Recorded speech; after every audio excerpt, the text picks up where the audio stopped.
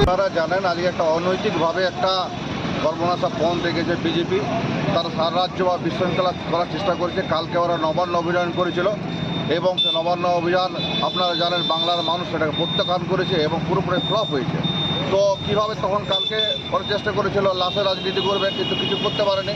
তা আজকে আবার ওরা বাংলা বন্ধ, কর্মনাশাটা বন্ধ, সে বন্ধ আজকে মানুষ প্রত্যাখ্যান করছে। আজকে সকাল দেখুন নবপুর মোড়ের অবস্থা যা স্বাভাবিকই আছে। একটা মানুষ, সব মানুষ বিজেপিকে প্রত্যাখ্যান করছে। কারণ ওরা গতকাল যেটা করেছিল ঝান্ডা বাদ দিয়ে ছাত্র সমাজের নাম করে সেটা পুরোপুরি প্রত্যাখ্যিত, আর আজকেও বন্ধ মানুষ প্রত্যাখ্যান করে। আমরা জানি যে আর্যিকর যে ঘটনা, আমাদের সরকার সেটা হবে, এখন সেই কেসটা দেখছে সিবিআই। ওদের উচিত সিজিও কমপ্লেক্সকে যে পরে ঘেরাও করা, সিজিও কমপ্লেক্সে ধর্ণা করা, কিন্তু সেটা ওরা করে না। শুধু রাজনীতি করার জন্য, বাংলাকে অশান্ত করার জন্য।